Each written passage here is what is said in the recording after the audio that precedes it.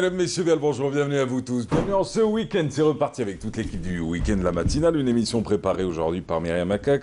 On salue toute l'équipe en régie, à la réalisation Saïd et tout le monde, ici et ailleurs. Quand je dis ici, c'est dans ce studio, ailleurs c'est en régie. Alors, bon vendredi, excellent week-end pour ceux qui nous regardent à partir de l'Algérie, et puis excellent veille de week-end pour ceux qui sont du côté de l'étranger.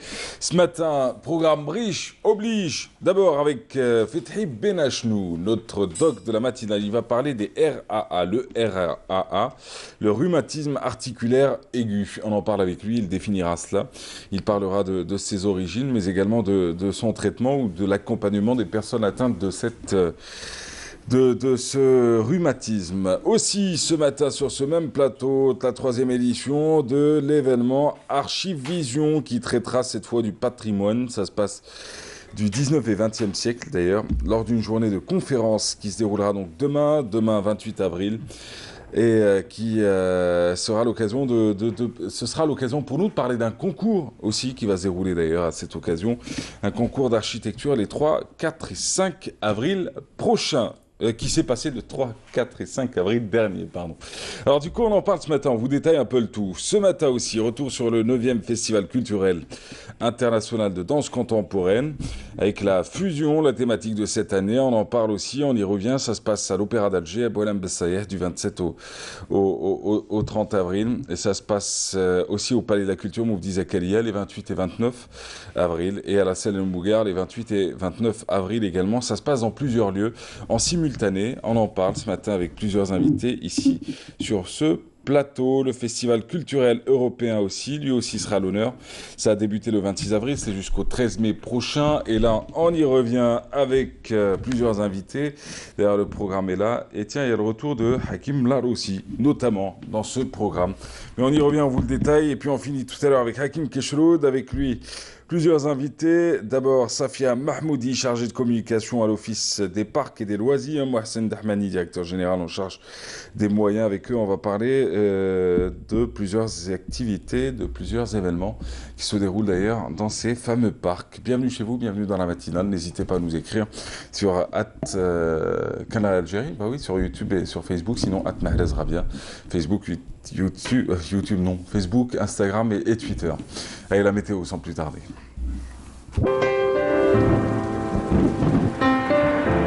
Avec Mobilis, suivez l'air du temps. Mobilis, partout, avec vous. Et la météo de ce matin, c'est avec Friel Chir. Friel, bonjour. Bonjour à vous Mahrez et bonjour aussi à tous ceux qui nous regardent ce matin. Excellent réveil à vous tous, très heureuse de vous retrouver. Eh bien, il a beaucoup plu hier, comme vous l'avez sans doute remarqué. Nous avons eu des pluies assez marquées, parfois accompagnées d'orages, sur l'ensemble des régions du nord du pays. Aujourd'hui, la tendance sera à l'amélioration. Fin de matinée, Météo Algérie prévoit un grand soleil vers l'ouest avec quelques passages nuageux moins denses. Vers le centre, quelques faibles pluies résiduelles suivies d'une nette amélioration à partir de l'après-midi. À l'est, il faudra patienter, le temps s'annonce variable, puis l'amélioration est prévue en fin de journée. Sur la partie sud, eh bien, on notera des passages nuageux plus nombreux entre le Nord Sahara, le sud des oasis, avec possibilité là aussi de quelques faibles pluies au courant de cette journée. Ailleurs, rien à signaler, le soleil prendra beaucoup de place. Les températures prévues pour cet après-midi, elles seront en baisse nettement par rapport à ces derniers jours. Au nord, avec 19 degrés seulement à Alger, 18 pour la wilaya de Tiaret, Tizi Ouzou, 17 à Batna, c'est le minimum, 21 degrés à Guelma, 24 à Djilfa, 23 pour la wilaya de Tlemcen, même chose pour la wilaya de Chlef, 22 à Oran, et puis sur la partie sud, 29 à Béchar, Gardaya, 35 Hassim Saoud, 34 Tindouf, ça varie entre 35 et 36 degrés au Sahara central, 37 à Elizi, et enfin il fera chaud à l'extrême sud avec un maximum de 45 degrés. Place ce matin au continent européen. Eh bien aujourd'hui en Europe, le temps sera voilé pratiquement partout. Le temps sera voilé au centre, à l'est du continent. Grand soleil pour Prague, Budapest. Un temps variable aujourd'hui à Londres. Côté température, 11 degrés à Dublin, 12 à Londres, 17 Paris, Bordeaux, 21 degrés à Budapest, 16 Berlin, 10 degrés à Copenhague, c'est le minimum, 25 Bucarest. Et enfin 28 degrés à Athènes et espérant, vous l'avez compris, des températures printanières. Aujourd'hui, le soleil se couchera à 19h31 et les nouvelles du ciel continuent sur le site les 3 w.meteo.dz. Je vous remercie pour votre attention. Excellente matinée avec vous, Mahrez. À tout à l'heure pour d'autres nouvelles du temps. Avec Mobilis, suivez l'air du temps. Mobilis, partout, avec vous. Et le retour du soleil en ce week-end, et ça tombe très bien, c'est la bonne nouvelle du jour qui vous sera répétée bien évidemment à midi avec Feriat Chir. Et nous ce matin on se retrouve dans quelques instants, juste après Mehdi Triana. Rappelez-vous, on l'avait reçu la semaine dernière, il avait parlé de la sortie de son nouveau single. Ça tombe très bien, on va l'écouter ensemble, Mi Amor, et on se retrouve juste après avec Dr Benachou.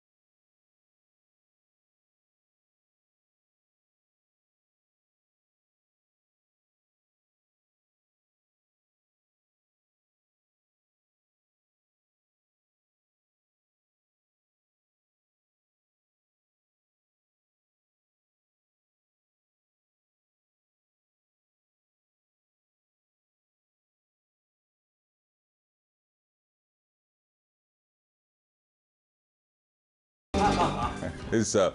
Excellente matinée à vous tous. Docteur Benachou est déjà là, bonjour. Sabah al-Khair, Comment bonjour ça va à bien toute l'équipe et bonjour aux spectateurs et spectatrices, téléspectateurs. Je vous aime bien. Alors du coup, la chanson, vous avez branché ou pas? C'est pas trop votre genre. C'est has-been. C'est quoi? C'est du has-been. Non. La guitare avec un fond de flamenco et des Pas photos. parce que c'est un groupe de flamenco. Et des photos carte postale. C'est des plans fixes. Alors c'est pas des plans fixes. Docteur Benachou, vous n'avez pas bien regardé. Vous les défendez bien. Je sais pas que je les défends bien, c'est que j'ai vu un peu à quoi ça ressemblait. J'ai envie de vous dire, c'est pas des plans fixes, c'est tout. C'est pas. Non, mais Soyez pas- montrer quelqu'un avec des lunettes de soleil, les cheveux au vent. Oui, mais tout tous les ça. clips, c'est la même chose, arrêtez. Parce que si on revenait très très loin, Feu Hachmi Grouabi avait des clips aussi comme ça, un peu lunettes de soleil, un peu... Non, Hachmi, c'est autre chose. Ah, d'accord, ok. Moi, Mais j'aime bien, et j'aime bien. Si j'aime on bien voit toute la famille. un clip Pink Floyd, The Wall, là vous découvrez un monde. Moi, c'est ça mes références. Hey, في الجزائر أني في فاس برا الجزائر. حط رجلي كلمة L'intelligence. J'adore. Hey, Pink Floyd. Non, mais c'est un autre style, un autre genre. Ouais. Enfin, Bon, c'est votre choix. Moi, j'aime beaucoup Mehdi. J'aime bien les Triana. La chanson, bien sûr. c'est en amont J'aime bien de la sortie de l'album. J'aime bien le mode Sika. D'accord. Qu'on Il est appelle. fou, le gars. Alors, du coup, ce matin, mesdames, messieurs, docteur Benachnou, rassurez-vous, il ne parle pas de musique dans cette émission. Il va nous parler aujourd'hui du RAA. Alors, c'est le rhumatisme articulaire aigu. Oui. Très important. Pourquoi? Parce qu'il y a ce concept, ce magma de rhumatisme au pluriel qui veut beaucoup plus désigner des douleurs rhumatismales. Les rhumatismes, c'est tout un chapitre, c'est tout un monde. Là, on se concentre sur la maladie de Bouillot. C'est le RAA, le rhumatisme articulaire aigu, qui est très particulier. de Bouillot. Oui, c'est le médecin qui a codifié, qui a étudié. Et là, ça intéresse surtout les enfants. Oui. Et il ne faut pas oublier qu'historiquement, l'Algérie a pris très au sérieux, le système national de santé a pris très au sérieux cette pathologie. Et il y avait un plan national de lutte contre le RA. D'ailleurs, je ne sais pas où est-ce qu'on en Vous est. avez dit, il y avait donc, aujourd'hui, on ne sait pas tout. ne sait pas encore. Non, aujourd'hui, je ne sais pas où en est ce plan parce que on a l'impression, parce que grâce au plan national RA dans le passé, on a réussi à contrôler les pathologies du RA, et ce qui fait que peut-être on s'est endormi sur nos lauriers, je crois que c'est une caractéristique algérienne, mais ça n'empêche. Qu'est-ce que le RA? Oui. Le RA, c'est des douleurs articulaires, mais qui, à la différence, qui sont aiguës. C'est pour ça qu'on appelle le rhumatisme articulaire aigu. Mais les douleurs rhumatismales, c'est-à-dire que les douleurs au niveau des articulations, sont différentes et sont spécifiques chez le jeune enfant. Elles ne sont pas fixes. Un jour, c'est l'articulation du poignet, un jour, c'est l'articulation de l'épaule, un jour du genou. C'est qu'elles sont mobiles. C'est ça la première caractéristique. Et deuxièmement, la caractéristique, c'est quoi? C'est une inflammation de l'articulation, mais elle est provoquée et il faut prévenir ce RAA dans le sens où les douleurs rhumatismales, entre guillemets, du RAA sont causées par des angines mal soignées. Wahda. Et deuxièmement, quand est-ce qu'elles peuvent produire, entre guillemets, un RAA? C'est lorsqu'elles sont mal soignées, mal diagnostiquées et mal soignées. On a toujours parlé des angines. Une angine, et je m'adresse aux mamans et aux papas, une angine, il faut qu'on soit ausculté. Il ne faut pas dire « Ah, j'ai des difficultés à avaler » ou l'enfant dit à la maman « Ça me fait mal ». Non, quand on va chez le médecin, il faut prendre un abaisse-langue, ce petit bout de bois, et il faut voir ses amygdales. D'accord. Elles peuvent être gonflées et rouges, totalement rouges. Non, c'est important. Oui. Ça, c'est viral. Il ne faut pas avoir recours aux antibiotiques, c'est viral. D'accord, mais j'allais vous dire quel est le lien entre le RAA et une angine mal soignée? J'y viens. Et comment ça mute d'une angine à un rhumatisme RAA? Très bien. Là, j'y arrive. Et c'est là le fondamental. Quand l'angine, les amygdales sont rouges, ça c'est viral, on ne doit pas se casser la tête. Mais quand cette angine donne une mauvaise odeur à la bouche, une mauvaise haleine, et quand on examine le fond de la gorge, on voit des amygdales purulentes. On appelle ça des angines pultacées, purulentes. Là, c'est dû à un microbe, dans le sens global, à une bactérie. C'est le streptocoque hémolytique. Ça, c'est qui a un tropisme, c'est-à-dire une attirance spécifique pour le cœur. Ce qui fait qu'il y a une inflammation globale qui peut donner des arthralgies, c'est-à-dire des douleurs aux articulations. Mais le plus important, c'est qu'elles sont mobiles. Un jour, l'enfant dit c'est le poignet, un jour c'est le coude, un jour c'est l'épaule. C'est les grosses articulations. C'est spécifique, ces douleurs articulaires. Avec la survenue, la fréquence des angines. Classiquement, on dit que si un enfant fait 3 angines pultacées, spécifiques, c'est-à-dire infectées, s'il fait 3 par an, il faut le surveiller et prendre sérieusement cette histoire-là. Parce que le problème, ce n'est pas la douleur au niveau de l'articulation. Le problème, j'ai dit qu'il y a un tropisme, c'est-à-dire que le microbe qui pollue, qui infecte les amygdales, a un tropisme particulier, surtout pour des valvules. Et beaucoup de maladies cardiaques en Algérie sont dues à une prise en charge et à des angines pultacées mal soignées. À l'époque, on faisait une injection, c'était un programme national, un programme national qui consistait à injecter une pénicilline retard. Je ne donne pas la marque c'est une pénicilline retard qui était donnée en fonction du poids de l'enfant. Le problème, c'est ni l'âge ni... Si le poids de l'enfant est 27 kg et plus bas, moins de 27 kg, on donnait une certaine dose, c'était 600 000 unités. Si l'enfant a plus de 27 kg, on donnait 1 200 000, une dose double. Et ça, on le faisait tous les 21 jours, qu'on soit malade ou pas, parce que c'était un acte préventif. Et ça a causé?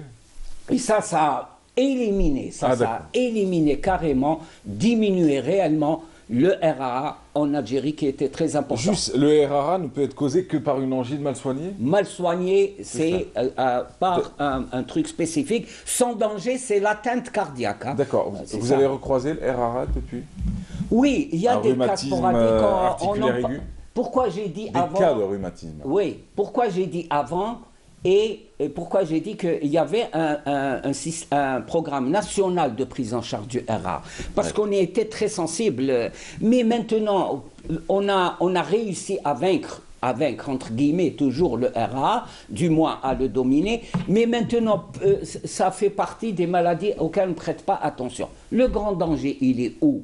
C'est lorsque c'est devenu courant, pratique, même les mamans et les papas, quand l'enfant leur dit « Ah, je ne peux pas avaler », on dit « C'est une angine ». C'est devenu... Non, il faut revenir et diagnostiquer, examiner, diagnostiquer exactement le type d'angine, parce que le RAA, il y a une atteinte cardiaque et c'est ça qui est important. On fait aussi des examens sanguins, des examens biologiques, pour rechercher des aslos. Ce sont des...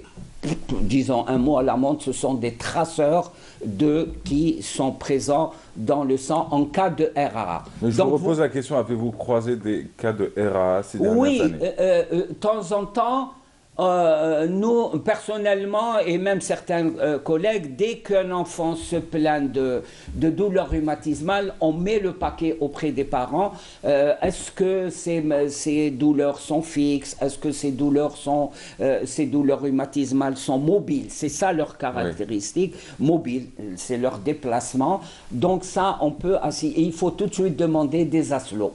On appelle ça les aslos, ce sont des traceurs pour voir s'il y a un RAA. Et peut-on guérir du RAA? Oui, premièrement, être sérieux, bien examiner, rhumatisme articulaire aigu. Oui, si on prend sérieusement à examiner la gorge d'un enfant. Ça, c'est très important pour déterminer le type de la... C'est pas tout de suite avoir recours, c'est ça le problème. Oui, mon fils n'avale pas, je crois que c'est une angine. On y va pour les antibiotiques. Quelque chose de beaucoup plus grave. Lorsqu'on prescrit des antibiotiques, très souvent, vous savez, les mamans, ce qu'ils font, « Ah, docteur, c'est pas la peine de mettre l'amoxicilline. » J'en ai. Il m'en reste. C'est ça, j'en ai. Je connais. Ça, c'est un truc. Ah, docteur, il m'en reste déjà. Hein, j'en ai à la maison, c'est pas la peine de le prescrire. Ça veut dire qu'il a été très, très mal soigné et que la maman ou les parents, je dis pas... C'est-à-dire que dès qu'il y a eu une amélioration, on a arrêté le traitement. Je vous donne une information. Oui. Quand on commence un traitement par antibiotique, au bout de 48 heures, il y a un début d'amélioration. Les médecins, c'est un signe. Vous voyez que je dis qu'il faut bien suivre une angine, convoquer les parents 2 ou 3 jours après, alors comment que ça va, pour mettre au point les choses et préciser. Mais les mamans, dès qu'elles voient que leur enfant est rétabli, commence à apporter des éléments d'amélioration, elles laissent de côté. Or, les antibiotiques, on vous dit qu'il faut en prendre pendant 8 jours ou que pendant 10 jours, 2 à 3 cuillerées par jour à des heures précises. Il faut respecter cette prescription, même si votre enfant, et je lui souhaite, va péter le feu, il va courir, ça y est, c'est passé. Non, le microbe, lui, il est en embuscade. Vous ne l'aurez, si vous l'avez traité que pendant 2 ou 3 jours, vous ne l'aurez que endormi un petit peu, et dès qu'il n'y aura plus de traitement, il va reprendre des forces, et ça, c'est mauvais. Le plus important dans le RAA, c'est qu'il y a une atteinte cardiaque, et beaucoup de maladies cardiaques, je le dis, qui nécessitent des interventions. C'est à cause, tenez-vous bien, regardez ce que je vais dire, c'est à cause des angines, et beaucoup. Pourquoi il y a des angines? C'est à cause des dents cariées, une mauvaise dentition, les dents cariées. Un autre problème que les parents nous posent souvent... Et on finit avec Dr Benachou. Oui, une dernière recommandation, information. Très souvent, les parents viennent nous dire « Ah, on m'a proposé de les enlever ». Par truc chirurgie, c'est facile. Non, il faut enlever pas... les amygdales. Là, il ne faut pas le faire. Il faut bien réfléchir, bien discuter, parce que les amygdales font partie de ce merveilleux système qu'on appelle système immunitaire. Voilà. Donc, vous voyez qu'il faut prendre au sérieux, il faut être sérieux quand on a en face de soi une angine. Il ne faut pas juste dire « Ah, une angine et on y va pour 2-3 jours d'amoxicilline ». C'est tout ça. Et bon week-end. À vous aussi. Merci, Dr Benachou. Je vous en prie. Allez, quant à nous, on se retrouve dans quelques instants. C'est le Festival culturel européen. Je ne sais pas si vous en avez entendu, oui ou non, Dr Benachou. Ça se passe dans plusieurs lieux, ça se passe dans plusieurs villes, d'ailleurs, Oran, Alger, Constantine et Annaba. Notamment dans le cadre de la tournée, puisqu'il y a une tournée, surtout, qui marque cette 19e édition du Festival culturel européen. C'est le groupe Trio. C'est vrai qu'ils avaient disparu en France depuis de longues années. Enfin, ils cartonnent plus autant qu'avant, mais ils sont en Algérie en tant que stars de ce festival. Nous, ce qui nous intéresse ce matin, c'est Bazar Bla, c'est la Suède qui est à l'honneur, et elle le sera d'ailleurs avec ses invités, et elle le sera ce soir. Ça se passe à 19h, ça se passe à la salle Ibn Zaydoun. On en parle ce matin avec quelques-uns des musiciens. Ce sera juste après ce reportage sur les ateliers d'installation traditionnelle, de distillation traditionnelle qui se sont déroulés, ces ateliers qui se sont déroulés au Palais de la Culture. Distillation traditionnelle avec Taousseit Hamouda, et d'ailleurs c'est une activité qui a été organisée pour les enfants, à l'image et au son, Faisal Belazougi et Reda. Allez, on y va. Ce mardi, une centaine d'enfants au Palais de la Culture Boufdi Zakaria ont passé un après-midi aussi ludique que créatif. Au programme, un atelier autour de la distillation, un événement organisé par le musée de Médéa. L'objectif de l'événement, c'est avant tout faire connaître le processus de la distillation, qui est un processus ancestral en Algérie et qui est malheureusement en train de disparaître.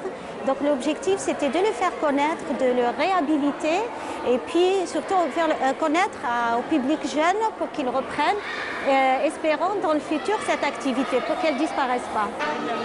Les enfants ont rejoint un atelier de modelage et de dessin. Ils devaient reproduire l'alambic, ou bien un qatar, un appareil introduit au Maghreb entre le 10e et le 15e siècle par les Andalous. D'autres enfants, quant à eux, devaient répondre à des énigmes et un questionnaire sur l'histoire de la distillation. Tout le monde se prend au jeu et le parcours devient de plus en plus intéressant. Le jeune public, bien sûr, c'est très bien les panneaux, mais on sait qu'ils ne vont pas les lire comme ça. Donc l'idée, c'est de leur faire un jeu de pistes où il y a des questions. Ça les incite à parcourir tout l'événement et à lire élément par élément. Donc c'est assez amusant, c'est ludique et en même temps avec un apprentissage. Temila et Madel, deux petites filles passionnées par les fleurs. Elles ont voulu assister à cet atelier afin de tout apprendre sur la distillation. Elles se sont surtout très bien amusées. On a fait de la poterie et de la distillation. On a colorié et fait J'aime les fleurs. Quoi? J'aime les fleurs et ça intéresse. Je me suis très bien amusée avec ma mère. J'ai acheté de la fleur d'oranger. Les enfants ont pu aussi rencontrer la doyenne de la distillation en Algérie, Madame Rirous. Elle fait partie des plus anciennes familles de distillateurs à Koléa, une tradition ancestrale qu'elle veut léguer à ses enfants. كنت في عمري 20 سنة، الأول كانت عندي يما القطارة، ومن بعد عطاتها لي، ماني وصاتها تعطيها لي أنا نبقى بها. 20 سنة. شوفي دوك شحال راه عندها. العادات والتقاليد ما يروحوش، تقعد هذه الصنعة دايما كاينة. خاطر لو كان ما شديتهاش أنا في القليعة ودركت البليدة ودركت كل جهة كانت تروح. الصباح العشاء تقطر ماهوش كيما الزهر، الزهر حاجة والغرب حاجة. Les enfants ont fini leur après-midi avec une démonstration pour apprendre comment réaliser de l'eau de rose. Ils sont repartis avec un diplôme à la main et un sourire aux lèvres. Voilà, donc l'atelier de distillation destiné aux enfants, ça s'est passé au Palais de la Culture. Les images et le son étaient signés Faisal Geshroud et Reda Belazougui, avec Taouset Hamouda bien évidemment au reportage. Comme annoncé ce matin, on s'intéresse au 19e Festival culturel européen. Ça se passe dans plusieurs lieux. Vous avez Alger, Oran, Constantine et Annaba. Aujourd'hui, c'est la Suède qui est à l'honneur. Ça va se dérouler à la salle Ibn Zeydoun. C'est ce soir et c'est à partir de 19h. Pour en parler avec nous, nous avons l'un des représentants du groupe, l'un des musiciens des groupes, qui s'appelle Bazar Bla. On en parle ce matin. C'est la Suède qui est à l'honneur. Il s'appelle Björn Meyer. Bienvenue à vous. Merci beaucoup. Merci. La traduction sera assurée par notre collègue et consoeur de Radio Algérienne. Ah, vous y êtes toujours, hein? Ça va, ça se passe? Ouais. Sarah Hallel, bonjour. Bonjour. Bienvenue à vous. Elle fait de l'info à la radio nationale, à Radio Algérie Internationale, et aujourd'hui, elle nous fait le plaisir d'assurer la traduction. Alors, ce qui se passe, c'est qu'on va parler de votre groupe, hein. Donc, le groupe existe depuis plus de 20 ans en Suède. L'un des membres du groupe, on le connaît bien. On le connaît même très bien parce qu'il avait défilé ici, sur ce même plateau d'ailleurs, et dans plusieurs salles, que ce soit à la Selle El Mougar ou dans d'autres grandes salles, avec Karim Anaïd. C'est Frédéric. C'est comme ça qu'on prononce, hein, Frédéric Gilles. Frédéric Gilles. Frédéric Gilles. D'accord. Ben, bienvenue à vous en tout cas. C'est l'occasion peut-être de nous parler un peu de cette formation qui existe depuis 20 ans, 16 albums déjà. Et ça s'appelle, si je ne me trompe pas, j'espère que vous allez me corriger, ça s'appelle alors Bazar Bla. Bazar Blå in Swedish. Blå. Yeah, Blå. D'accord. The Swedish pronunciation. C'est la prononciation suédoise, donc c'est Bazar Blå. Bazar Blanc. Yeah, it's tout court. We have Swedish. We are all Swedish. We play Swedish folk music. Nous sommes tous suédois, nous jouons de la musique but we come from different mais nous venons de backgrounds. I play a lot of flamenco, different styles. Nous faisons du flamenco. So the idea with the name was that it's like a marketplace. C'est d'avoir une sorte de marché, donc un bazar. And blå is a very typical color for c'est une Sweden. couleur donc typique, c'est le bleu. Blue skies, blue seas. Nous avons donc un ciel bleu, la mer est bleue, des fleurs bleues. So Bazar Blå. C'est pourquoi on l'a appelé Bazar Blå. Ah, bleu pour bleu? C'est ça. Ah d'accord, bah, excusez-moi, je pensais blanc, je me suis dit tiens. Alors du coup, ça tombe bien, alors vous chantez le bleu qui correspond bien à la Suède, il est sur le drapeau et vous l'avez dit un peu partout dans votre quotidien. Vous existez depuis 20 ans, est-ce que vous vous rappelez-vous de la formation, comment est-elle née? Do you remember how it was all created, how it all started? Yeah, I do actually. Oui, en effet, je m'en rappelle. I was playing with a band and I met Johan, who plays this instrument. J'avais rencontré Johan qui jouait de cet instrument. And it was for me, it was basically my first real encounter with Swedish folk music. Ma première rencontre avec le folklore because I was working with other things, I was into jazz and funk and stuff. Donc je faisais and du then funk, I met Johan and it was from the first minute et dès la première just minute, played and it was fantastic. Ça a cliqué, c'était absolument absolument fantastique. So that was an important thing, and that was 25 years ago. Ça s'est passé il y a 25 ans. And since then, we've been playing so much together with different things. On joue beaucoup ensemble et on a par la suite créé Bazar Blow. Eh ben ça tombe bien. On va écouter un peu cet instrument qui vous a fait dévier un peu de ce que vous vouliez faire au départ. We would love to listen to this instrument. Yeah, I cannot play this. I just brought it because. Ah, vous pouvez pas jouer avec? Je ne peux pas jouer. No, I'm the bass player. Je suis le bassiste. I think it looks. Ah bah oui. It looks Mais quite je pense que interesting. c'est assez intéressant. Son aspect est intéressant.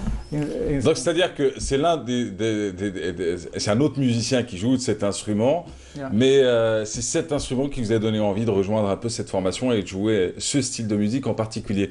J'imagine que vous avez beaucoup tourné. C'est la première fois pour vous en Algérie? This is your first time in Algeria? It is our first time as a trio. Oui. Our percussion player, Frederick Gille, he has been here numerous times playing with. Alors en tant que trio, en effet, c'est la première fois qu'on vient ici, mais la personne qui est à la percussion, Frédéric, est déjà venu auparavant ici en Algérie et à plusieurs reprises. On va écouter un extrait. Listen to an extract of the music. Would be lovely, yes. Histoire de... Donnez, je vais le montrer. Hop là, le voici.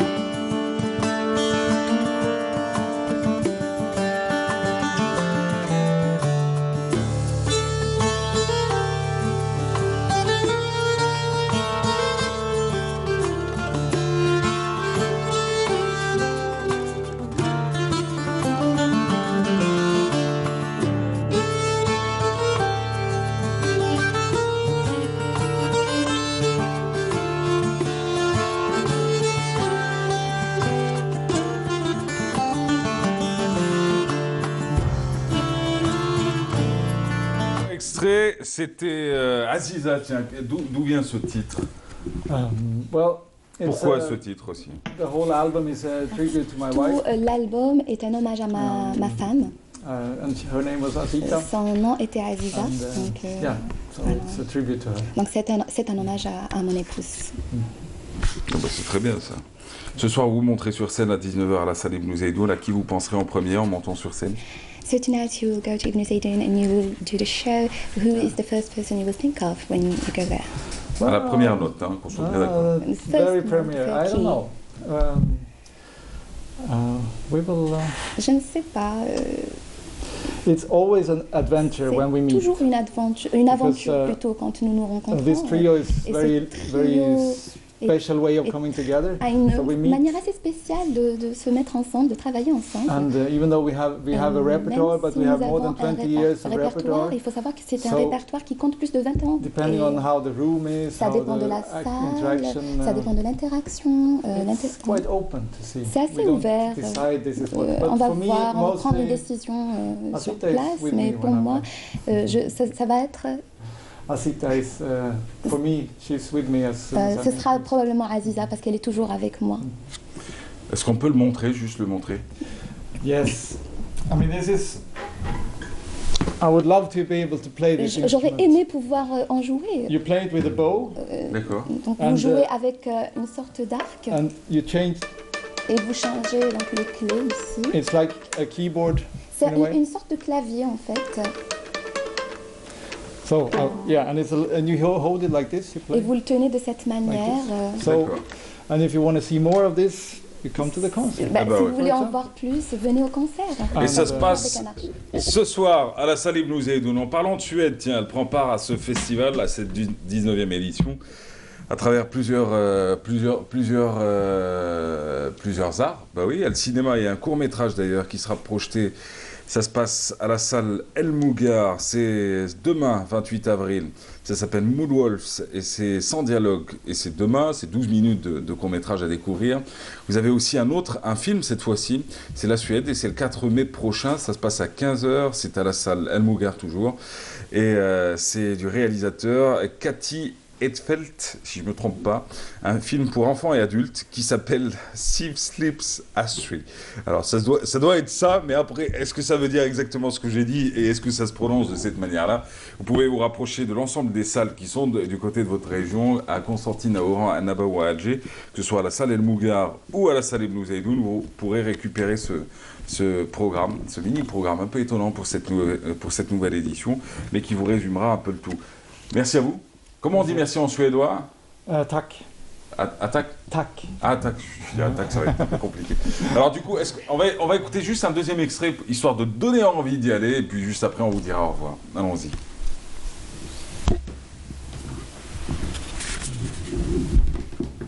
Est-ce qu'on a le deuxième extrait?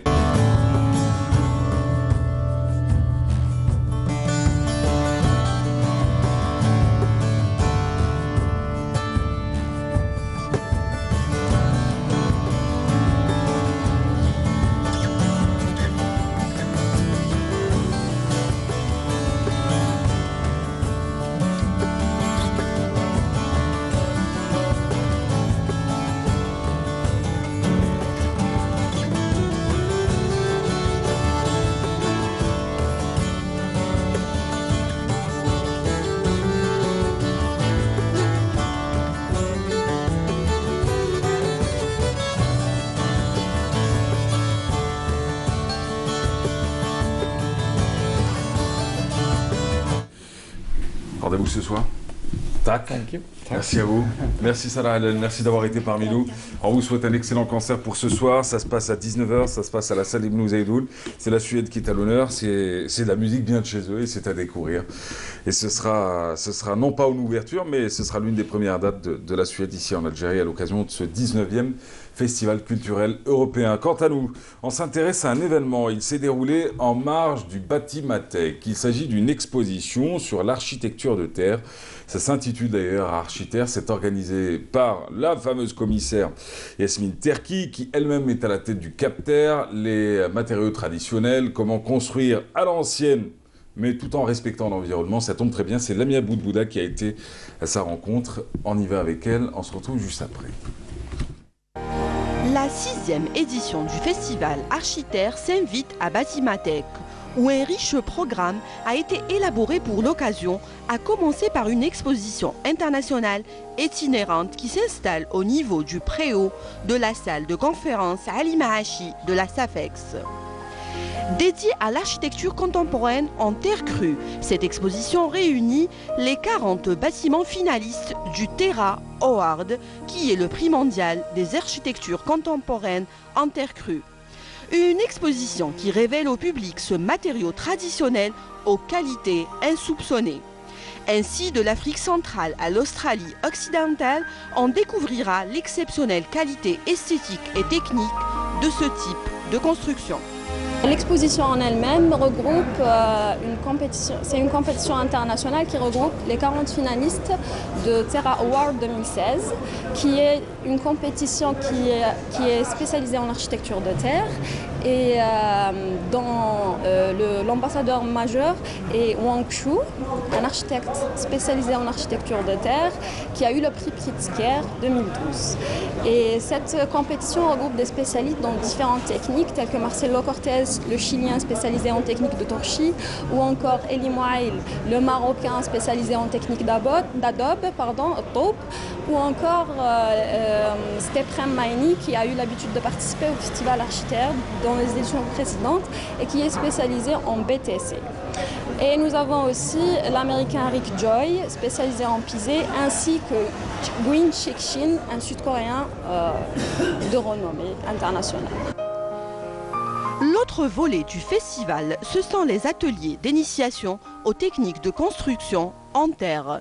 Démonstrations avec des experts sont au rendez-vous. Donc sur ce stand-là, on présente des techniques, deux techniques principales. La technique de BTC, donc de bloc de terre comprimé, et la technique de Pisé, ce que vous voyez derrière. Et la technique de BTC, celle que nous présentons ici, elle utilise la machine qui est juste là. Et c'est une technique qui utilise la terre qu'on trouve partout et qui est naturelle. Des murs en pisé, une technique que maîtrise Miguel Ferreira Mendes, un architecte portugais spécialisé en architecture de terre et développement durable. Il nous livre quelques notions.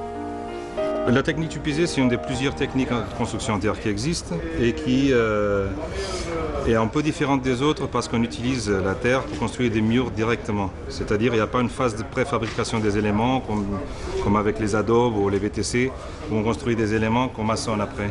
Ici, on prend la terre, on la met dans ces coffrages, on la dame avec des pièces comme ça. Il y a plusieurs pissoirs différents et avec la compression, on obtient un élément solide qui devient un mur porteur. Donc le temps, et qui c'est fini d'ailleurs, il n'y a même pas besoin des fois, plusieurs fois il n'y a pas besoin d'enduire. Donc le temps de construction d'une maison est unique. Du moment qu'on extrait la terre jusqu'à avoir le mur fini, il y a un seul moment.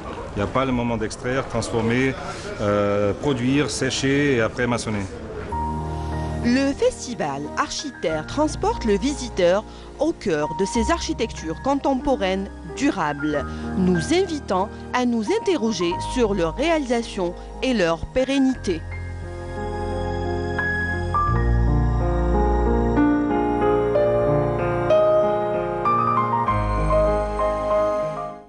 Alors l'ami Aboud Bouda qui a été donc à la SAFEX à l'occasion d'Architerre dans sa toute nouvelle édition. Mais ce matin, on s'intéresse à vous, Célia Benihia, bonjour. Bonjour. Vous êtes parti, vous, du côté de la SAFEX ou pas? Non, j'ai pas eu le temps, malheureusement, avec l'organisation de l'événement, justement. Et on va en parler. Vous êtes étudiante en architecture, vous êtes en 4e année à l'EPO. Oui. Alors, vous êtes présidente d'un club qui s'appelle le Club Nomade de l'EPO. Alors, qu'est-ce que le Club Nomade, déjà? Donc, le Club Nomade, c'est un club à caractère culturel et scientifique. Oui. Donc, ça a été créé en 2014. Et on est plutôt axé sur tout ce qui est patrimoine architectural, donc patrimoine bâti, mais aussi patrimoine culturel, donc tout ce qui est patrimoine immatériel.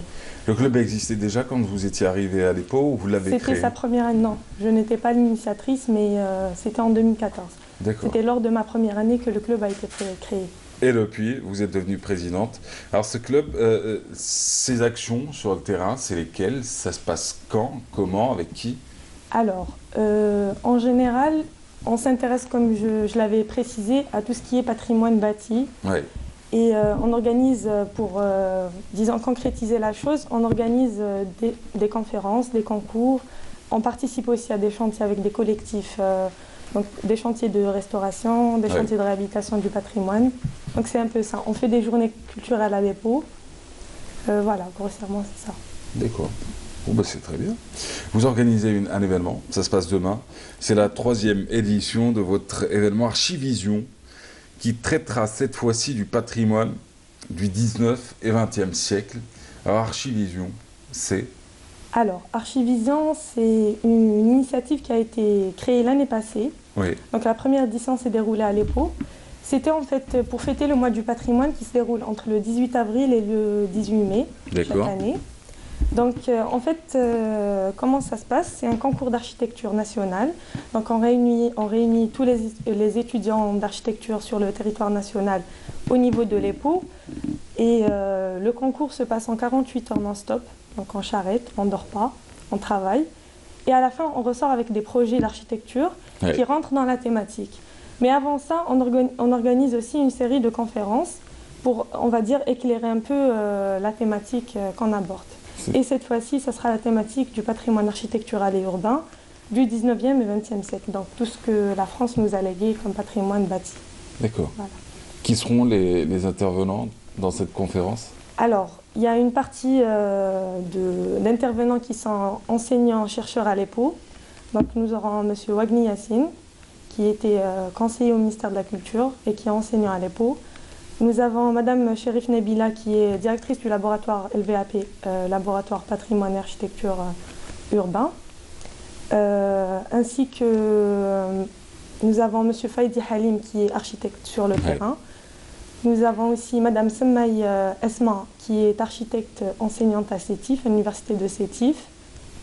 Nous avons Madame Himer Dalila qui est enseignante et aussi chercheur au laboratoire LVAP à l'EPO, ainsi que, je crois que j'ai fait le tour. Voilà. Ouais, bon, après, si on en a oublié quelques-uns. Ikaram Hamdi qui était fondatrice du Club Nomade et qui est architecte aujourd'hui et qui avait initié le Madrab, si vous en avez déjà entendu parler. Le Madrab, c'était du côté du ruisseau. Oui. Oui, c'est cela. C'était l'ancien abattoir. Les anciennes artistique pour redynamiser. C'était beau ça. Ouais.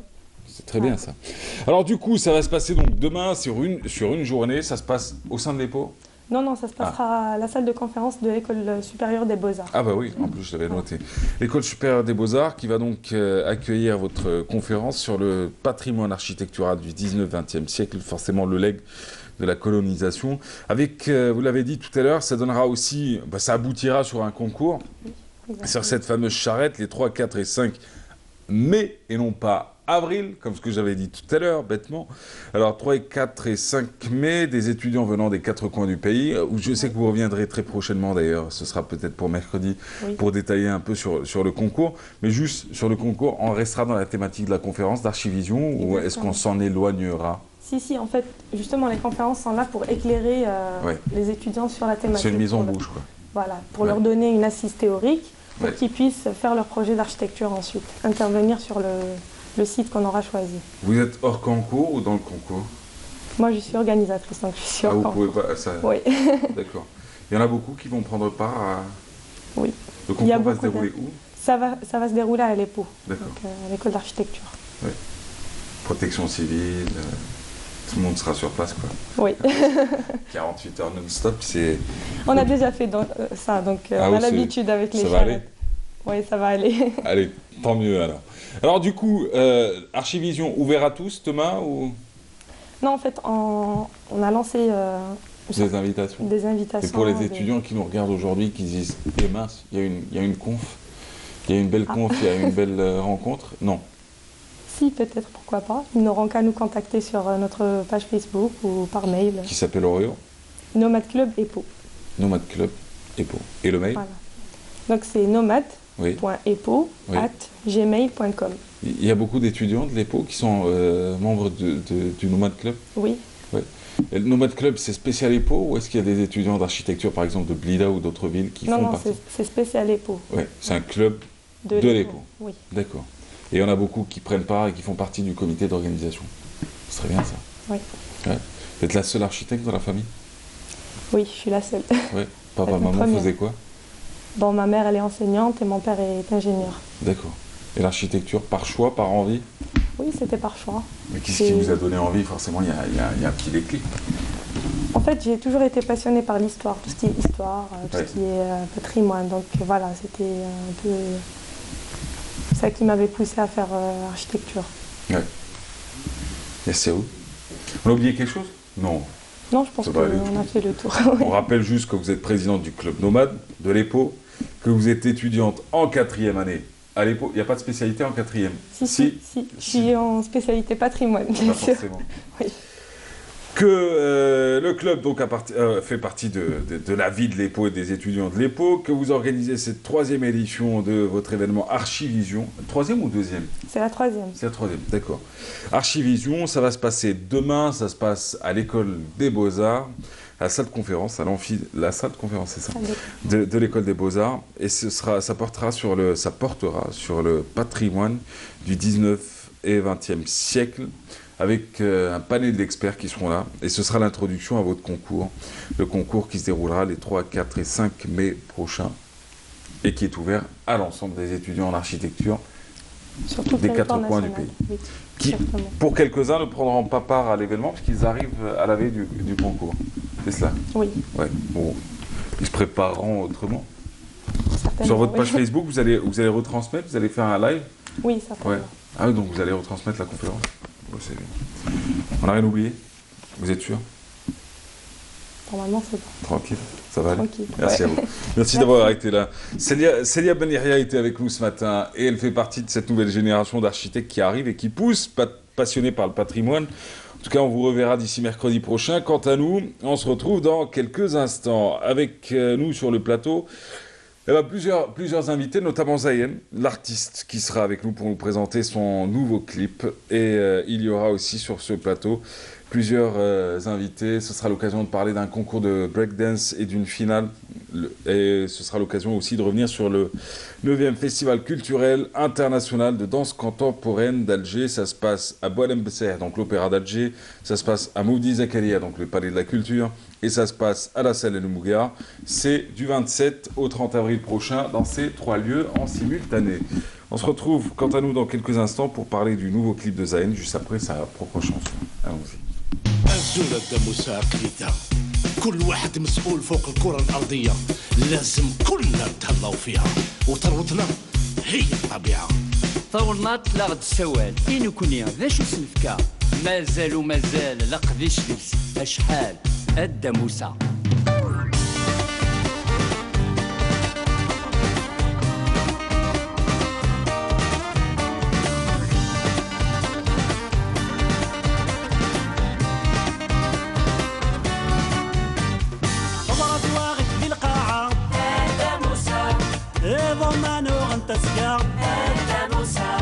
أكاد مغريث الساعة أدى موسى تقرأ في ندير ثمام أدى موسى رانا متفاهمين كلنا يا أدى موسى نحافظوا على بيئتنا يا أدى موسى قلت النظافة زينة يا أدى موسى تنمي جسد ديالنا يا أدى موسى اللي ما خصك في الهاتسك ما يدافك يرادي ثمرك مرة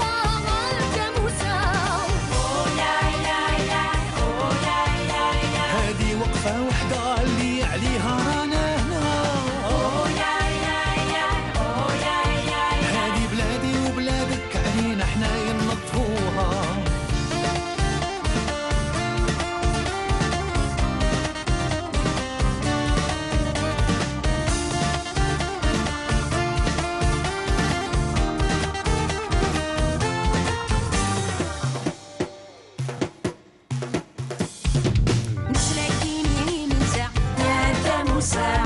زحمة شكاكي في النار أدى موسى دورة تاكل سذحفة أدى موسى الكانون وحدة ذي نسى أدى موسى اسمعنا فهمنا المعنى أدى موسى تبعوا طريق جدادنا أدى موسى اليوم نبداو ماشي غدوة أدى موسى بلادنا تولي جنة أدى موسى بين الكل فوق ما تزيد النما تشعل بالنا أدى موسى أويا يا يا أويا يا يا أنا كلمة ولا وأنو تفستي أويا يا يا أويا يا يا مثل أغاني الشلة في بلادي الروسي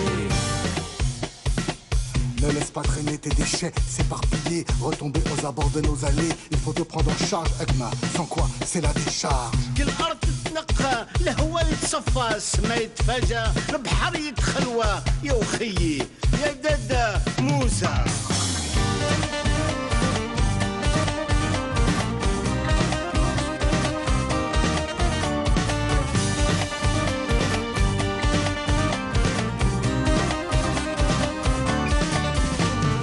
الشملين سنوفا أدى موسى تدرينا كتنفرا أدى موسى أنا السزدق يا التسكا أدى موسى خشورنا يحلو كما أدى موسى الشملين سنوفا أدى موسى تدرينا كتنفرا أدى موسى أنا السزدق يا التسكا أدى موسى خشورنا يحلو كما أدى موسى مقديش نغافض ولا طيري دون ديالها هذه تفيا تسويتها أدى موسى أويا يا يا أويا يا يا Il y a tout le monde qui chante dans votre chanson. 30 artistes. 30 artistes. Ouais, ouais. Ah, c'est fou, hein. Ouais. Bonjour Zayn, comment ça va? Ça va, Abdallah, et toi, ça va? Bah, ça va. Bonjour Mounir Biba, comment ça va? Ça va très bien. Bienvenue. Deux univers différents, mais c'est de l'art, ça reste de l'art. Musique d'un côté, danse de l'autre. On va revenir sur le BC One dans quelques instants. Ça repart. Et d'ailleurs, ça active aujourd'hui. C'est à la Casbah que ça va se passer. Demain, c'est la finale nationale. Et en plus, c'est une tournée maghrébine. On y revient dans quelques instants, mais juste avant, c'est la première fois, et c'est ce que je vous ai dit quand j'ai écouté la chanson, c'est la première fois que j'entends une chanson sur la protection de l'environnement en mode joyeux. Elle était joyeuse, votre chanson, en réalité. Ouais, en franchement, fait, c'est agréable, hein, c'est pas pour... C'est pour, en fait, bon, c'est vrai que c'est une chanson rythmée, c'est pour sensibiliser dans la bonne humeur et la joie. Oui. Voilà. Donc c'est une chanson en 6 langues. C'est un clip écologique avec la participation d'une trentaine d'artistes. On est exactement 33 artistes dans ce clip. Nous ferons un appel commun pour sensibiliser les citoyens et les acteurs de la société civile à la protection de l'environnement. Nous serons forts dans l'unité, dans l'harmonie et l'équité, tous ensemble pour protéger notre belle terre. Et le texte a été écrit par qui? Je suis auteur-compositeur. Et interprète. Oui, j'ai écrit le texte, mais par contre, il y a des traductions faites par exemple par Hakim Salhi, par Hamidou, Kamal Harachi, ainsi de suite. Hamidou, il a chanté en quelle langue? En arabe. En arabe? Oui. J'avais l'impression que son passage était en kabyle. Ah bah, parce qu'il a toujours l'accent kabyle. J'adore. Et bam, dans ta gueule. Yazif Ouzmour. Yazif Ouzmour. Voilà. Sur les cheveux ou sur la langue? Alors du coup, il y a, bah oui, vous l'avez dit, il y a Hakim Salhi, il y a Kamal Harachi, il y a... Il y a Abrani, c'est le Ah bah oui, Abrani, ce qu'on embrasse d'ailleurs s'il nous regarde ce matin. Et de Flawen, mais ça bouge pas. Voilà. Il y a tout le monde. Ça bouge pas, elle a tenu en place. Ouais. Elle a pas essayé de danser dans le studio. Parce que Massa, quand elle est en mode de musique, c'est... il faut de l'espace, quoi. Bah oui, il aime bien l'ambiance, donc il met de l'ambiance aussi. Ouais. Voilà. Alors du coup, la chanson, vous l'avez sortie, elle est clippée, et vous avez commencé à la diffuser ou pas encore? Alors, on est en train de finaliser le clip, en fait. D'accord. Ce qu'on a vu, c'est un pré, quoi. Voilà. Donc on va le finaliser parce qu'en fait, pourquoi? On a organisé aussi une opération de nettoyage. Oui. Donc j'ai contacté plusieurs artistes pour participer à l'opération de nettoyage, c'est-à-dire mettre les artistes à la tâche pour mieux sensibiliser. Donc on a organisé cette opération de nettoyage au niveau du barrage Tarsaf à Tizi Ouzou. Donc les artistes ils sont venus, on était une vingtaine, et puis après on a commencé à travailler, à ramasser les déchets, et puis des citoyens arrivent avec leur famille, et puis voilà, c'était vraiment... c'était génial. En plus, c'est beau à voir. Voilà, c'est une première. Ouais, ça me rappelle l'ancienne ministre, ancienne journaliste présentatrice et sénatrice d'ailleurs, Zahia Benarous, qui l'année dernière pour une émission, une émission dont le but était d'aider des associations, elle avait joué le jeu et elle avait pendant une journée travaillé auprès de, selon vous, auprès de Netcom. En tenue, sur le camion. Super. Pendant une journée avec Netcom sur le camion. Pour vous dire quoi. Bon bah c'est très bien tout ça. Pré-clip et il arrive, la version finale arrive bientôt. La chanson, une trentaine d'artistes. Le titre? Damoussa. Damoussa. Alors Damoussa, c'est une personne âgée. Oui. C'est une personne âgée qui aime la nature, qui est amoureux de la nature et qui défend la nature. Oui. Voilà. C'est cool. Simplement. C'est cool ça. C'est Damoussa. Vous imaginez une tournée? Damharz. On en est loin, mais bon. Alors du coup, mais vous projetez une tournée avec cette chanson? Alors, on a commencé la campagne de sensibilisation à Tizi Ouzou en collaboration avec la direction de la culture de Tizi Ouzou et la Oulaya de Tizi Ouzou aussi. On a commencé cette campagne le 11 avril. Après, on a aussi lancé une campagne de plantation d'arbres. Parce qu'il ne faut pas oublier que les arbres, justement, permettent justement de lutter contre la pollution de l'air. On a fait ça à Tizi Ouzou, on a fait ça aussi au niveau du barrage Tarsaf. Et on a été reçu après par Amar Belkis dans sa pépinière. Voilà. Donc c'était vraiment génial, on a passé des moments. Il a une belle pépinière. Super. Ouais. Voilà. Vous avez pique-niqué? C'est agréable.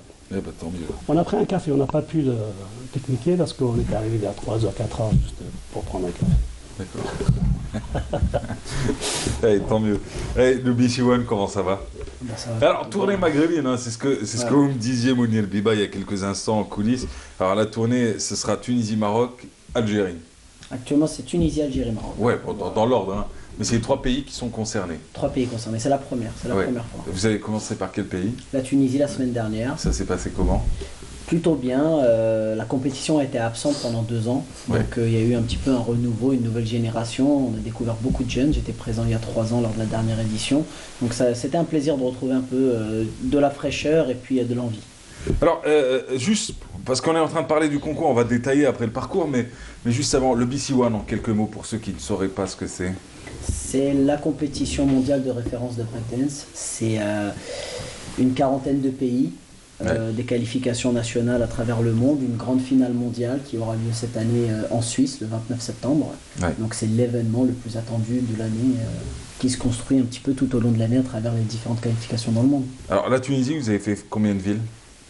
La Tunisie, on a fait uniquement une qualification à Tunis et une finale nationale. D'accord. Voilà. Et ensuite... Elle a réuni des danseurs, j'imagine, qui viennent d'un peu partout. De tout le pays. La Tunisie est un petit pays, petit par la taille, grand par les traditions et par les valeurs. Et donc du coup, une qualif, une finale nationale qui a donné... qui a sacré un champion qui va les représenter. Qui représentera la Tunisie lors d'une dernière étape cruciale qui réunira tous les pays pour une place à la finale mondiale. Donc c'est vraiment... Une seule place à la finale mondiale. Oui. Tous les autres sont des athlètes invités, sont un peu les champions qui brillent toute l'année, les meilleurs mondiaux. Donc c'est vraiment... Un seul amateur contre... amateur, oui et non. Enfin, amateur, je veux dire, c'est pas un danseur forcément professionnel. Il n'en a pas fait son métier. Exactement. Ah oui, c'est pas amateur au sens... L'avantage, c'est vraiment, on donne la chance vraiment absolument à tout le monde. Il n'y a pas d'élite lors des qualifications. Ils sont bons, les Tunisiens? Plutôt bon. Oui. Bon, l'Algérie a quand même encore un pied d'avance, mais la Tunisie est plutôt pas mal. Ça, c'est le petit coup, genre, je passe. Dans 2 jours, il sera sur une télévision marocaine. Il dit ah oui, non mais c'est vrai que il y a un pas d'avance, mais. Mais c'est la vérité en plus. C'est pour ça peut-être que crescendo, le programme est ainsi Tunisie, Algérie, Maroc. Vous voulez dire qu'au Maroc, on est. Il y a encore une légère avance par rapport au reste du Maghreb. C'est vrai qu'artistiquement. Disons qu'ils ont un peu plus d'événements. L'histoire avec la danse est un peu moins récente, donc ça y joue beaucoup. Ils ont des danseurs qui sont déjà internationaux. Ils ont un grand champion, Lil Zou, qui est un champion vraiment marocain. Ils ont d'autres danseurs référents. Il y a de très très très bons danseurs qui sont vraiment sur le point ici en Algérie de franchir cette étape internationale. Et le BC1, c'est l'occasion pour justement ces danseurs-là de franchir cette étape. Alors, il y a eu la Tunisie, on fait escale en Algérie. On s'est croisés. Alors, vous ne m'avez pas vu, mais moi je vous ai vu parce que moi j'y étais à l'occasion de l'inauguration d'une nouvelle salle de spectacle. D'ailleurs, c'est un super projet à Sétif. On aura l'occasion d'en parler. Une salle de spectacle en plein cœur de Sétif. Vous connaissez Sétif? Oui, j'ai déjà juste à côté du Parc Mall, vous avez une nouvelle salle qui s'appelle le Dôme. Super. Alors, c'est une salle qui peut accueillir jusqu'à 1200 voire 1400 personnes en mode concert et qui a été inaugurée. C'est une première avec tous les équipements, mais un truc de dingue. Et donc, j'y étais pour découvrir. Et hop, je croise la caravane. La caravane des boulerettes, j'ai envie de vous dire. C'est ça. Et qui était sur place. Et on m'a dit d'ailleurs que vous deviez le faire dans un lieu. Après, vous avez été abrité. Bon, c'est des choses qui arrivent. Petits aléas de quotidien, mais super belle ambiance. Alors, avant Sétif, vous aviez fait quoi? Parce que là, on va parler de l'organisation. Alors, Sétif, c'était la première vie. C'était la première présélection, c'était à Sétif. Puis ensuite, on était hier à Oran. Et on termine aujourd'hui à Alger pour la dernière présélection centre. La finale nationale a lieu demain avec les meilleurs des 3 présélections. Alors, mais ça se passe comment? C'est-à-dire, vous arrivez dans une ville? Alors, on arrive dans une ville. Par exemple, lorsqu'on est arrivé à Sétif, il y a eu près de 150 participants lors de la qualification. On n'en a retenu que 4. Donc c'est vraiment une sélection très disputée. Au rang, on avait à peu près un peu plus de 60 participants. Et pareil, on en a retenu 4. Et puis ensuite, Alger, là où effectivement il y a quand même un nombre plus important de danseurs, avec aussi les gens qui se déplacent de toute la région. Là, on doit en retenir 7 pour la finale. D'accord. Alors, juste pour dire, ça se passe aujourd'hui, cet après-midi, et c'est du côté de la Casbah. C'est ça. Et tout à l'heure, vous me disiez, la Casbah, c'est pas un choix anodin, c'est parce que c'est un peu la naissance de la danse aussi. C'est historique en fait ici en Algérie, c'est la naissance de la danse hip-hop un petit peu, de la breakdance, c'est un petit peu le fief de la breakdance en Algérie. Donc c'est vraiment l'occasion de marquer le coup et d'aller rendre visite un petit peu à ces lieux un peu historiques pour la danse algérienne. Mais ça se passe comment? C'est-à-dire quelqu'un qui... il faut s'inscrire avant, il faut se déplacer sur place. Alors, oui, il y a différentes choses. Alors bien sûr, il y a des inscriptions sur Internet, mais on a aussi conscience qu'il y a beaucoup de gens qui viennent un petit peu à la dernière minute et qui peuvent s'inscrire sur place le jour même c'est-à-dire que pour la sélection d'Alger, je pourrais me présenter directement? Tu pourrais. Je pourrais. Tu pourrais. Et il dit ça en regardant. Disons que tu seras face à des gens qui s'entraînent très dur toute l'année. Non, mais je veux dire, je veux au sens celui qui nous regarde, au sens. Je veux dire, un petit jeune passionné, une petite graine de star pourrait venir et dire bon, excusez-moi, j'ai pas internet, j'ai pas de truc. Il pourrait tout à fait. Mais c'est l'objectif de ces présélections-là, c'est de donner l'opportunité à tous de pouvoir fouler cette scène du BC One. Vous avez visité le lieu? Pas encore. Non, notre programme il est tellement chargé. On est rentré hier d'Oran. C'est qui le jury? Compliqué.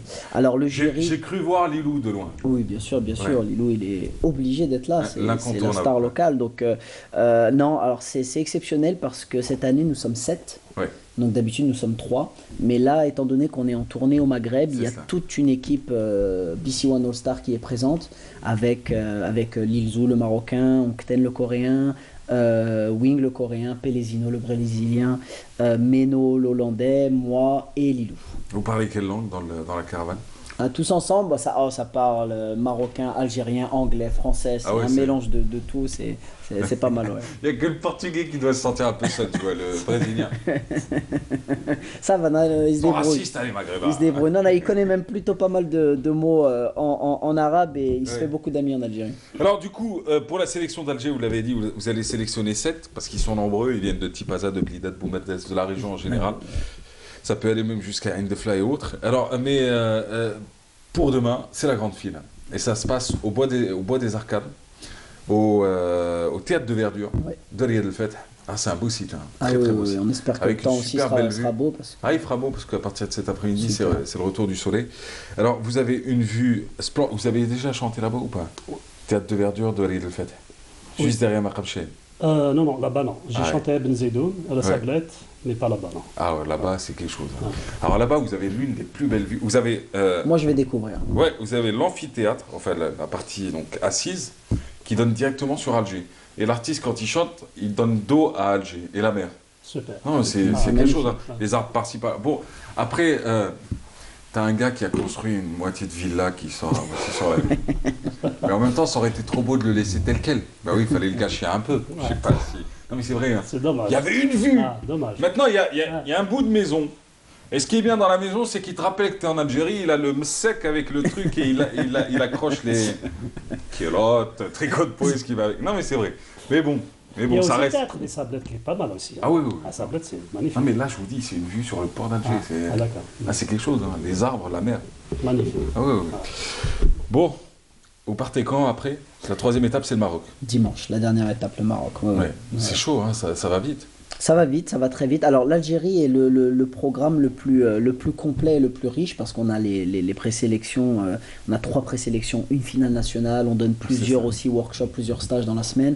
Le Maroc a déjà fait ses présélections il y a quelques mois déjà en amont. Qu'est-ce qui reste? Donc il reste simplement la rencontre avec tous les artistes, tous les athlètes, les danseurs à travers des stages, des workshops et puis après pour nous c'est des plateaux télé, des séances photos, vidéos et puis la finale nationale qui aura lieu le vendredi 4 mai au Maroc. Voilà. Bonne chance. Ouais, ça clôturera une belle tournée Afrique du Nord. Très bien. Et on espère juste pour savoir, la grande finale pour sélectionner l'athlète danseur qui ira à la finale mondiale. Ça se passe le jeudi 27 septembre. C'est ce qu'on appelle le Last Chance Cypher. Donc c'est la compétition de la dernière chance qui sacrera donc le grand gagnant de cette énorme qualification qui réunit des plusieurs milliers de personnes à travers le monde. Mais la finale qui va permettre à l'athlète c'est le samedi 29 septembre ça se déroule en Suisse, à Zurich cette année. Non mais je veux dire, pas la finale mondiale. La dernière chance. La dernière chance. Le Last Chance Cypher, c'est le jeudi 27. 48 heures avant la grande finale mondiale. Ça va se dérouler où? Pareil, au même endroit. C'est-à-dire que les athlètes d'Algérie sont tous envoyés. Ah, ils sont quand même envoyés voilà, exactement. C'est-à-dire qu'ils ne sont pas frustrés d'avoir fait juste des trucs en mode régional. Exactement, elle est là l'avantage, c'est-à-dire qu'on a tous les pays qui sont envoyés et on a quand même des danseurs qui viennent d'Inde, on a des danseurs qui viennent de Thaïlande, du Brésil, des gens qui, pour certains, ne sont jamais sortis de leur pays. Et d'ailleurs, je lance un petit cri d'alerte par rapport à ça, parce que c'est vrai que malheureusement, l'année dernière, le danseur algérien n'a pas pu aller représenter l'Algérie là-bas Et il a été le seul parmi la quarantaine de pays dans le monde à ne pas avoir représenté son pays. Donc c'est vraiment très dommage. C'est quoi, par manque de moyens ou par manque de... Alors, je sais pas, et je sais qu'il n'a pas eu l'obtention de son visa. Donc c'est vrai que c'est des choses sur lesquelles je pense qu'on doit progresser. L'année dernière, c'était en Hollande, la grande finale mondiale. En espérant que cette fois-ci, ce soit plus facile pour la Suisse. Parce qu'il y a tellement de talent en Algérie, c'est dommage de ne pas représenter le pays à un tel niveau. Dès que vous aurez votre gagnant, vous nous l'enverrez sur le plateau? Avec plaisir. Et on lui fera sa promo? Avec plaisir. Et on essaiera de lui régler tous ses problèmes. Ah oui, ça fonctionne comme ça. Hein. Ah oui. Le plus fort aide le plus faible. C'est ça. C'est pour ça qu'il est le plus fort. C'est cela. Merci à vous. Merci. C'était un plaisir. Vous embrasserez Lilou. Avec grand plaisir. Vous embrasserez toute l'équipe d'ailleurs. Hein. Et bonne chance, bravo pour ce que vous faites, parce que pour avoir vu ça de visu, pas que sur un plateau télé, ça offrait beaucoup de... Enfin, c'était une belle rencontre pour tous ces danseurs qui se sont retrouvés à Sétif. C'était histoire de se rencontrer, d'échanger, et puis de se faire de nouveaux copains, et surtout de... Et puis c'était sain, quoi. Et ça, c'est bon. Et certains montrent tellement de motivation qu'ils voyagent même à travers les différentes qualifications. On les retrouve dans toutes les qualifications, donc ça, c'est plutôt remarquable. Merci Mounir Biba. Merci à vous. Merci. Zayan. Ça va? Page Facebook, hein. Page Facebook. Page Facebook Zayan, tout simplement. Zayan, tout court. Voilà. Tout Zayan, court. Z-A. Voilà, donc Z-A-Y-E-N. Donc on va publier le clip dans 3 ou 4 jours. Voilà. Donc on va le finir d'ici aujourd'hui. Dernier montage. Donc on va l'envoyer sur les réseaux sociaux et passera aussi sur Canal et sur les autres chaînes de télévision. Super. Voilà. L'ensemble des chaînes. En tout cas, c'est un beau message que vous diffusez vous aussi. Merci encore. Merci Hamaz. Allez, camarades, on se retrouve dans quelques instants avec qui? Avec Hakim Keshouloud et ses invités aujourd'hui. Alors avec lui, on va parler de National Jumping Tours. Alors ça vous dit peut-être pas grand-chose, mais c'est peut-être l'occasion de parler de ce grand Jumping Tour. Ça sera l'occasion de découvrir tout cela. Je suis un peu la grévasse parce que je découvre aussi, mais ce sera l'occasion d'en parler avec Hakim Keshouloud, Safia Hamoudi et Mohsen Dahmani. Ce sera juste après ce reportage chez moi du patrimoine. Ça tombe bien, on va parler de la Fantasia, qui elle aussi fait partie du patrimoine, avec Sabrina Khalifi. La Fantasia est un grand sport arabe, celui qui réunit à la fois les attraits de l'équitation, de la chasse et de la guerre. Devenue rare à nos jours, la Fantasia est un spectacle au cours duquel des cavaliers vêtus de leurs plus beaux atours, menant une charge héroïque, montés sur leurs fidèles destriers, eux-mêmes parés de harnais somptueux et de décorations multicolores. Accompagnés de l'odeur de poudre que répandent des moukhlas, ces longs fusils incrustés de pierreries qu'on tire vers le ciel.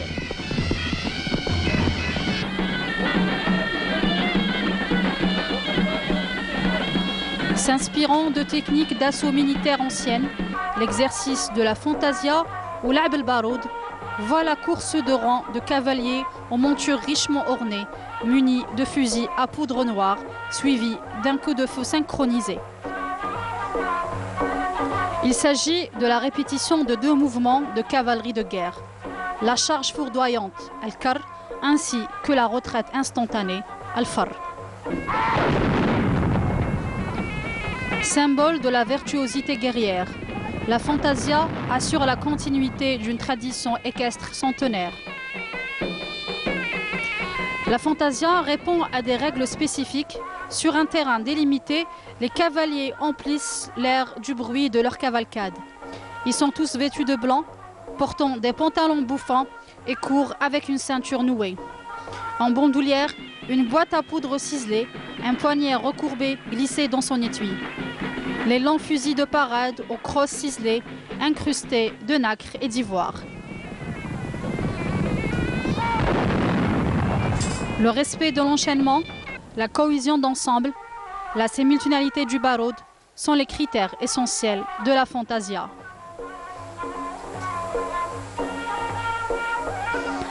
L'art de la Fantasia chante la gloire des cavaliers et des chevaux. Ce jeu collectif obéit à des règles strictes. Le groupe de cavaliers se présente au pas à l'extrémité du parcours et présente les chevaux. Le chef de groupe lance alors le cri de départ.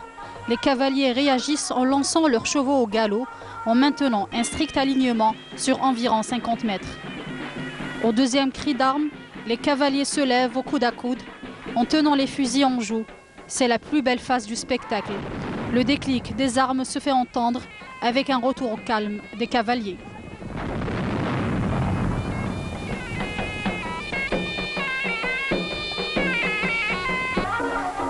Aujourd'hui, la fantasia est mise en valeur dans les manifestations culturelles et au profit du tourisme. Débuter le week-end dernier.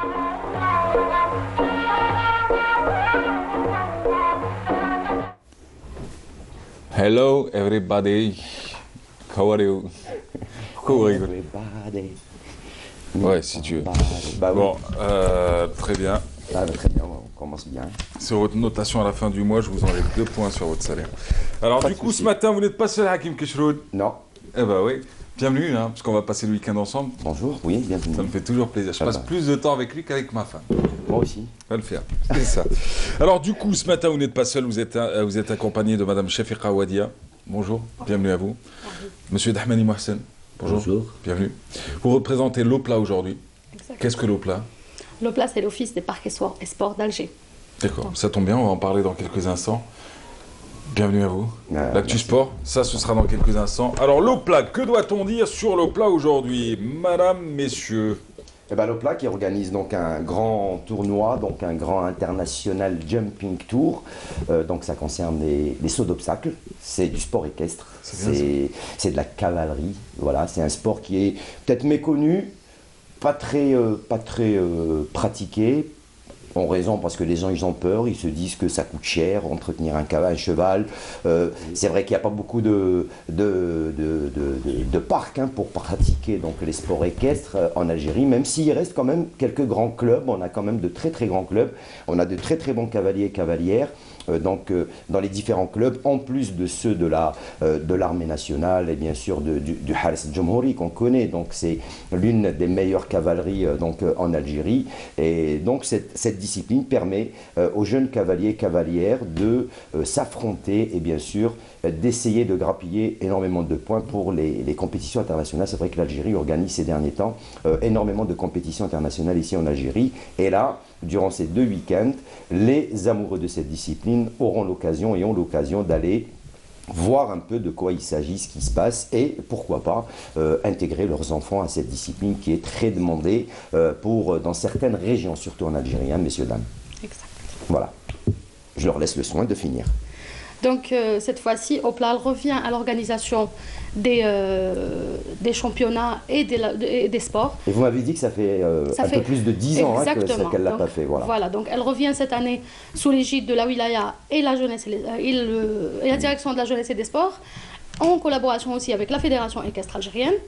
Et cette fois-ci, on a accueilli quand même pratiquement les 30 clubs qu'à l'Algérie. Et quelques 200 cavaliers ont participé, donc durant le premier week-end et ce week-end aussi. Et donc OPLA, elle a toutes les infrastructures qui peuvent accueillir la discipline, et par l'occasion, on veut essayer de repromouvoir, si vous voulez, la discipline et la faire redécouvrir par le grand public. Justement, qu'est-ce qui a porté le choix sur les sports équestres et non pas une autre discipline? Avec l'Office des parcs et des loisirs, c'est vrai que vous avez l'occasion d'organiser plein d'événements sport ou plein d'autres événements de loisirs. Là, vous avez choisi les sports équestres et surtout le jumping, qui n'est pas un sport très simple. Déjà parce que les infrastructures de base. Le jumping, c'est le saut d'obstacle. C'est le saut d'obstacle. Pourquoi vous compliquez les choses? Dites saut d'obstacle. Non, mais on dit jumping mais parce que c'est sa nomination. Exactement. On en a beaucoup parlé ces derniers temps avec le fameux concours de Mostar.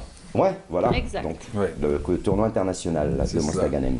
Voilà, donc je disais parce que l'OPLA, elle possède les infrastructures, donc elle a aussi un club équestre, donc qui est le club équestre de Kharouba, et aussi parce qu'on a tout pour, on a les carrières, on a tout ce qu'il faut pour justement organiser ce genre d'événements, et dans cette discipline exactement. Spécialement. Voilà, alors, donc, je le disais, donc, pour ce week-end, le week-end dernier, il y avait donc 3 différentes catégories, ou 14 épreuves au total.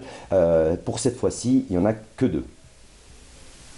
Pour ce week-end. Non, il y a 14 épreuves encore. Non, 14 épreuves, mais il y a 2 concours différents. Voilà, 2 concours différents. Donc il y a eu le premier concours du 19 au 21 et le deuxième du 26 au 28. D'accord. Voilà. Pour aujourd'hui, Qu'est-ce qu'il y a lieu d'attendre? Ça se passe comment pour ceux qui voudraient venir assister donc à ce grand concours équestre? Donc l'accès est libre, donc, tout le monde peut y assister, tout le monde peut venir pour faire découvrir surtout la discipline pour les jeunes et les moins jeunes. Nous voudrons justement vulgariser, j'allais dire, la discipline auprès du grand public. Et l'OPLA, donc les portes d'OPLA ainsi que la fédération sont ouvertes pour justement le grand public pour découvrir cette discipline.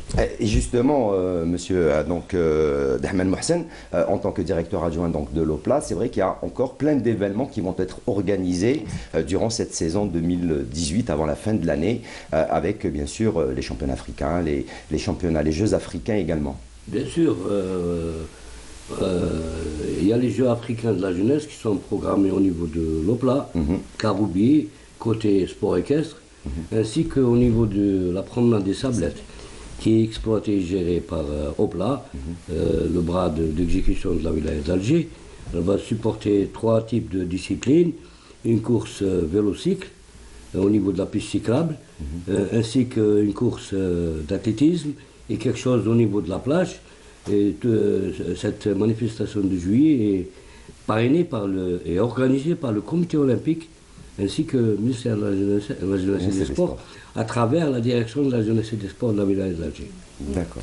Donc il y a plein d'événements. L'OPLA pratiquement gère les grands parcs au niveau de la wilaya d'Alger, tels que parc Les Grands Vents, Oued El Harrach, 18 km 200, site des Sablettes, 4 km et demi, le futur décharge de Wetzmar qui va ouvrir prochainement. Donc avec 4 hôtels, l'hôtel d'Albeda, l'hôtel Ketani, Milkbar, Talb Abdelrahman, hôtel à l'intérieur du Karoubi qui est remis à neuf avec l'aide de la wilaya d'Alger, le centre équestre dont parlait madame, qui a été réhabilité pratiquement à 100%.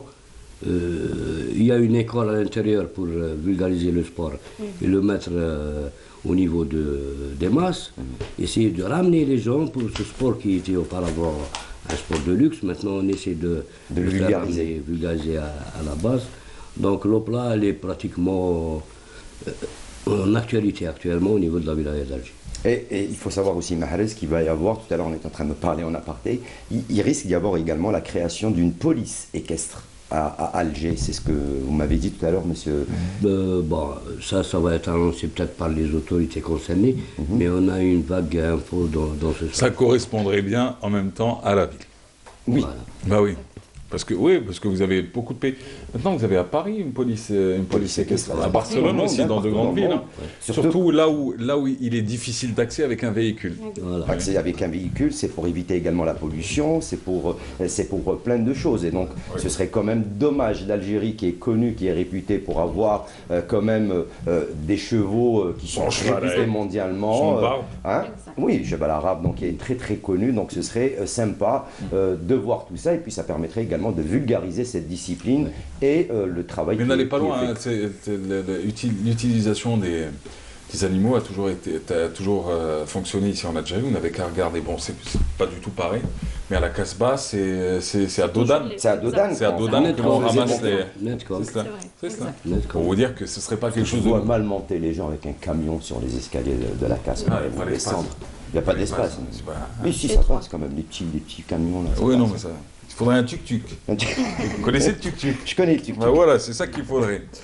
Bon, bah c'est très bien tout ça. Alors, du coup, ça se passe, on rappelle juste l'actu, ça se passe où? Donc ça se passe au Caroubier. Très bien. Du 28... C'est un beau site en plus. Hein. Exact. Très, très beau site. Donc du 26 au 28.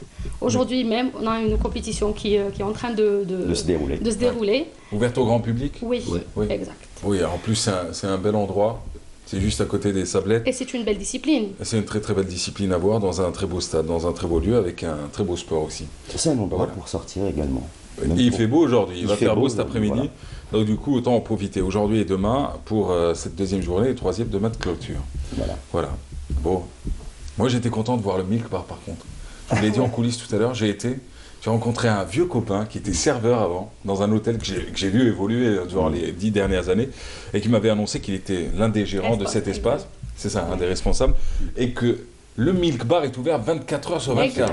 Ça, c'est fabuleux. Exact. Oh mon Dieu. C'est un truc rare. Vous vous rappelez pas, nous, quand on travaillait à la radio à 4 heures du matin, quand on faisait la queue. Pour aller. Non, mais on allait à Cuba attendre que monsieur se réveille. C'est le seul café qui ouvrait à 4 heures. À 4 heures du matin. Et si tu veux avoir un autre café du côté de Hedra, il fallait arriver un peu en retard à la radio. Voilà. Du coup, on attendait 5 heures, 5 heures et quart pour que celui de la placette ouvre. Alors que là, vous avez le Milk Bar. Pour 24 sur 24. 24 sur 24. C'est très voilà, bon. pour ceux qui sont ça pas fait au travailler courant. du monde et c'est très bon Voilà. en plus et c'est un lieu d'histoire. Et c'est un lieu de sortie également. Voilà. Alors, du coup, vous parlez sport aussi, du sport et du foot avec la commission de discipline, qui a été sévère et qui a dévoilé les sanctions. Là, je les ai entendues ce matin à la radio. Les sanctions contre les clubs et certains joueurs suite aux incidents du week-end dernier. Eh oui, bon, il y en a pour certains. Il y a eu peut-être des clubs qui ont été lésés, des joueurs qui ont été lésés, mais bon, enfin, la commission de discipline a pris sa décision. Alors, pour ce qui est de la GS Kabylie, sachez qu'elle a reçu 3 matchs à huis clos, dont un match avec sursis, match à cause de la rencontre, à cause des violences du match entre la Coupe d'Algérie, entre la GS Kabylie et le Mouloudia d'Alger, le 14 avril dernier à Constantine, plus de 250 000 dinars d'amende. C'est 200 000 dinars pour les incidents et 50 000 dinars pour mauvaise organisation. Le Mouloudia d'Alger, pour sa part, a écopé de 3 matchs donc, à huis clos, dont 2 matchs avec sursis, à cause également de ce match de la Coupe d'Algérie, et 200 000 dinars d'amende. L'US Biskra a écopé, elle, d'un match à huis clos, plus 200 000 dinars d'amende pour utilisation de jets et de projectiles, donc 3e infraction. L'USM Al-Harrach, 2 matchs à huis clos, dont un match avec sursis et 200 000 dinars d'amende pour des jets de projectiles entraînant des blessures de 3 agents de sécurité lors de la rencontre qui les avait opposés à l'USM Bel Abbès. Le joueur de l'USMA d'Alger, c'est l'USMA d'Alger qui a écopé le plus de sanctions, avec Koudri qui lui a eu 2 ans de suspension, donc 1 an avec sursis plus 150 000 dinars d'amende pour agression avec lésion corporelle contre et envers le commissaire au match de la rencontre qui les avait opposés face au CS Constantine. Lors de ce même match, Benrit, pour sa part, joueur de l'USMA d'Alger qui avait été exclu pour tentative d'agression envers officiel, c'était envers l'arbitre, lui a écopé de 8 matchs, dont 4 matchs avec sursis et 60 000 dinars d'amende lors de la rencontre USMA d'Alger CS Constantine. Abdellaoui Ayoub, toujours même joueur de l'USMA d'Alger, donc voie de fait, sanction, 3 matchs de suspension, dont 1 avec sursis et 30 000 dinars d'amende. Et puis enfin, le gardien de but, Liti Moussama, joueur du DRB Tejnant, donc qui avait été exclu pour voie de fait, 3 matchs de suspension, dont 1 avec sursis et 30 000 dinars d'amende. Et pour certains amoureux de la balle ronde, c'est vrai que on se pose la question pourquoi est-ce que les supporters du 16 Constantine n'ont pas été sanctionnés lors de la rencontre de finale de Coupe d'Algérie, puisque tout le monde disait qu'ils se sont peut-être un petit peu immiscés lors de cette rencontre et qui étaient derrière peut-être un petit peu les événements. Mais juste pour ouvrir la parenthèse, vous auriez... Karbach, je suis pas du foot, hein. Je te le dis juste pour toi, mon frère. Non, je le dis surtout à la commission de discipline. La commission de discipline, c'est plus Karbach. Non, c'est pas la commission de discipline. Je veux dire Karbach au nom de la Ligue algéroise, Ligue algérienne de football. C'est toujours lui, rassure-moi. Non. Même la Il Ligue. a été suspendu, lui, de la Ligue professionnelle de football. Si vous vous rappelez, par la fédération algérienne. Je ne me rappelle plus. C'est qui maintenant pour l'instant, il y a une commission qui s'occupe, donc un directoire qui s'occupe en attendant les élections qui auront lieu le 15 juin prochain. Alors, directoire, j'ai envie de te dire, tu veux changer le foot, c'est très bien. Tu mets des amendes de 6 millions de dinars et non pas de 60 000 dinars. Déjà, si ça ne changera rien du tout. Ça changera absolument tout. Vous savez comment ? Vous mettez comme dans certains pays, vous ne payez pas votre amende, vous ne reprenez pas votre bien ou vous ne pourrez pas accéder au terrain. Et là, vous allez voir comment ça va changer. Le problème, c'est qu'aucun club actuellement n'a son stade qui lui appartient. Tous les stades appartiennent donc Moi, je parle des sanctions joueurs, je ne parle pas des sanctions supporters, ça c'est autre chose. C'est ce qu'il faut, parce que pour l'instant, ça part de là en général. Donc ça part des supporters qui adorent leur club, qui ne veulent pas perdre de match, et ça part de là. Et puis également, la presse écrite et des fois radiophonique et télévisuelle qui en fait un petit peu trop et qui pousse un petit peu ces supporters à aller aux incidents et aux agressions quand il s'agit d'un match très important ou un classico, un gros match. Voilà. Le championnat d'Algérie de Ligue 1 et les matchs avancés de la 28e journée qui se disputeront ce week-end. Attention, il vous reste moins d'1 minute. Allez, 3 matchs qui ont été avancés pour le compte de la 28e journée en raison de la participation des 3 clubs aux différentes compétitions continentales. Cet après-midi, l'entente de Sétif affrontera le Nasser Hussein Dey. Ce sera à partir de 16h pour le compte des matchs avancés de la 28e journée. Le Mouloudia d'Alger, lui aussi, qui joue la Ligue des champions africaine en compagnie de l'entente de Sétif, jouera son match avancé de la 28e journée face à l'US USM Bel Abbès, ça se passera au stade Omar Hamadi. Les rencontres, donc la première rencontre Entente Façonnette, ce sera sur la chaîne A3 en direct et la chaîne Amazir. La rencontre Mouloudia d'Alger USM Bel Abbès, vous pourrez la suivre sur la chaîne nationale. Et puis la rencontre qui opposera l'USMA d'Alger au MC Oran, match avancé de la 28e journée également du championnat professionnel, ce sera sur Canal Algérie. Et puis demain, match de la Ligue 2, c'est un match de la 28e journée du championnat d'Algérie, un gros match entre l'ASO Chlef et le Mob de Béjaïa, ce sera sur la chaîne A3. Le classement de la Ligue 1 avant cette journée, le CS Constantine toujours en tête avec 50 points, suivi du Nasr Hussein Dey, deuxième 45 points, troisième l'AGS Saoura également, donc deuxième au classement avec 45 points, le Mouloudia d'Alger quatrième avec 44 points. Au bas du classement, ça se joue entre l'US Biskra, l'USM Al-Harrach et l'USM Blida qui sont bons derniers de ce classement. Et on rappelle que cet après-midi sur Canal Algérie en direct de la Coupole, c'est le Grand Prix d'Algérie de Vietnam Viet Vodao. Voilà, très bien. Et on rappelle la compétition, ça se déroule. Ça se déroule à Kharouba du 26 au 28. Venez nombreux admirer cette belle discipline. C'était hier le premier jour, c'est ça? Oui. Hier le premier jour. Un peu. Hier c'était jeudi. C'est pas très bon en plus. Exact. Ben voilà, en tout cas, pour l'instant, les champions, juste pour rappeler le nom des champions. Donc on a du week-end dernier. Voilà, on a Brahim Aitlounis du club de Zeralda. Voilà, qu'on félicite. Et Halim Akesh du club d'Opla. Voilà, qu'on félicite et puis on espère qu'ils vont renouveler leur victoire ce soir. Voilà. De belles épreuves. Bonne chance à eux. C'est quoi? C'est bien. Merci. Ah non, mais moi j'ai appris aujourd'hui un truc, Raphaël, il n'est plus dans le foot. Non, il est toujours dans le foot. Lomi, il est toujours le joueur de l'équipe nationale. Hein. Qui? Lomi. Ouais, c'est le. C'est un peu dans le même truc, tu vois. C'est le grand patron de Ralian Mascara pour l'instant. Ouais. Voilà. Il est toujours du côté de Mascara. Tu vois, j'apprends des choses tous les jours avec lui. Demain, vous êtes là? Oui. Pas d'excuses. Ah non, demain, non. Non, demain, je suis à Chlef. Demain matin, je pars pour Chlef. J'ai le match AISO Mob de Béjaïa. Voilà. Donc, on se verra dimanche. À dimanche. Mais je vous passerai un coup de fil. C'était un plaisir. Merci d'être venu ce matin. Allez, quant à nous, on se retrouve dès demain, de 9h à 10h30. Merci à Myriam Makak qui a préparé cette émission. Merci à toute l'équipe en régie et en studio. Et Saïd était à la réalisation. Ciao, camarades.